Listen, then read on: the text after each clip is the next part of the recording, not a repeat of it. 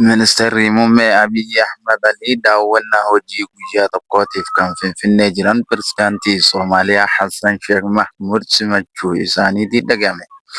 Pirezidaantiin Soomaaliyaa Hassan Sheikh Mahmud walmariif magaalaa Finfinnee galuu isaanii erga dhagameen booda fuula Feesbuukii isaanii irratti barreeffama isaanii hariiroo biyyoota lamaanii fi waggaa darbe irratti hojjechaa turan itti fufuudhaafis kanneen mari'achuudhaafis Finfinnee galuun isaa mirkanaa'eeti jira.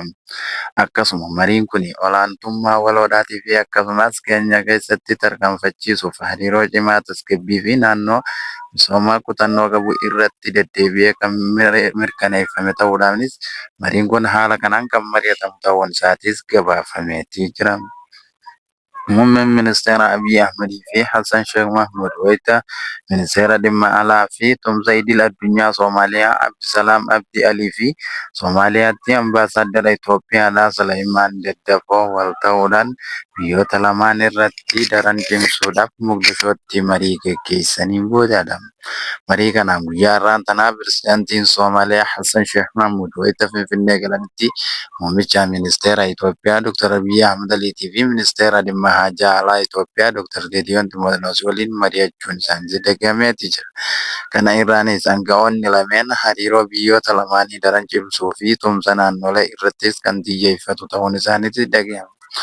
Oduuwwan hooggantoota kanneeniitiin birattiinis immoo hooggantoonni lamaan dhimma haajaa alaa lamaanis erga marii gaggeessaniin booda guyyaa har'aan tanaa bulchitoonni biyya lamaanii qaamaan walitti dhufuun marii ajaa'ibaa kana gaggeessaniiti jiran. Kanaanis walgahii sadarkaa olaanaa kana irratti qondaalonni biyyoota lameenii marii gama daldalaatii fi investimentii misoomaa gadiittis tumsa tarsiimoo isaanii guddachuu akka danda'amus irrattis marii guddaa gaggeessaniiti jiran. Walduraa duubaan deddeebi'uudhaan Somaaliyaanii fi Itoophiyaan wal mariin isaanii irra deddeebi'ee kan yeroo hunda gaggeeffamu. Dhiyeenya kana immoo ergaaniif Masriin Jabuutiitti ijaarsa eegaltee fi Soomaaliyaan osoo deebii takka hin kennin kan turan guyyaa dheengaddaa Soomaaliyaanii fi Jabuutiin wal hubannoo waraanaa gaggeessaniiti jiran. Kana irratti asumaan guyyaa har'aa immoo ministeerri dhimma haajaa alaa Soomaaliyaa dhiintisaa fi akkasuma ministeerri wanti isaanii waliigalmee gurguddaa gaggeessuun isaanii mirkanaa'e. Soomaaliyaan guyyaa har'aa immoo hooggansi isaanii lachuutu Finfinnee wayita isaan galan muummicha ministeera Itoophiyaa Dr. Abiy Ahmed Aliitiin simannaan guutuun isaaniif taasifame.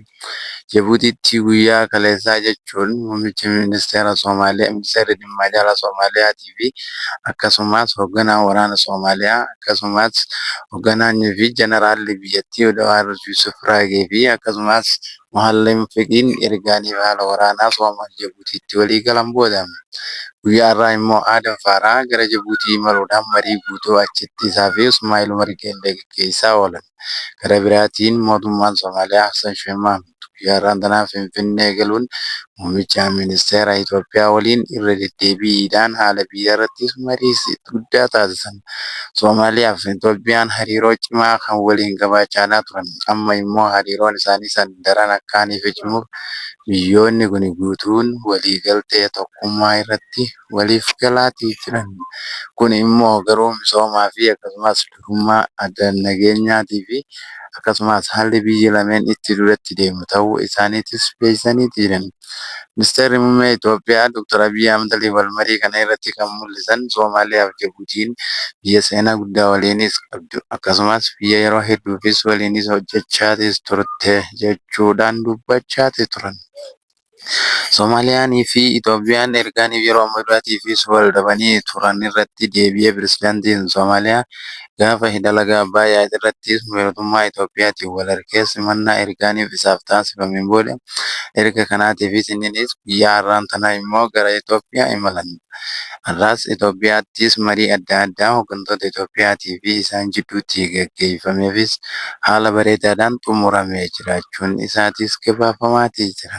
Kun immoo Itoophiyaan hulaa galaanaa barbaachaaf tarsiimoo adda addaatii fi akkasumas biyyoota garaagaraa gaggaafachaa fi akkasumas mootummoota idil addunyaatii waliin marii guddaa kan taasisaa jirtu. Wayita kana immoo Masriin adawwii Itoophiyaa waan taateef isaan dura bahuudhaan karaa galaanaa Jabuutiidhaattis waraanaa fi iddoo waraanaa ijaaruuf wayita isin qophaa'aa jirtuttidha. Kun immoo garuu Itoophiyaan waan barbaaddu hanga argattu takkatti hin dhaabbattu jechuun muummichi ministeeraa Abiy Ahmed wayita ammaan durattis dubbachaa turanidha. Hawaasni Itoophiyaa hawaasa Afrikaadhaa irraa adda miti jechuun muummichi ministeeraa waan dhabne ni arganna ni deeffanna jechuun erga inni dhaadateen booda Somaaliyaanii fi immoo Itoophiyaan marii isaanii jabeessanii itti fufaniiti jiran.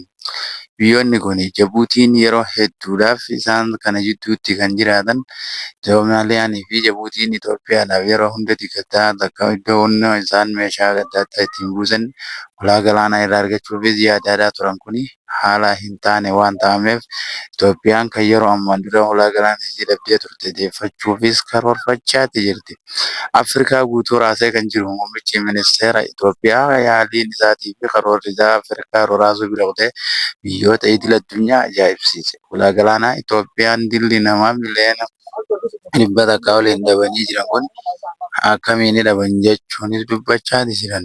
Biyyoonni idil addunyaa Itoophiyaan ulaa galaanaa argachuu qabdi jechuun yeroo hedduuf tumsa isaan kan taasisaa jiranidha. Haala kanaatiin guyyaa irraa immoo pirezidaantiin Soomaaliyaatis marii bareedaa achirratti waliin dabarsaniiti turan. Gaxumaricha qophichaatti kan faana galatoomaatiin jenna.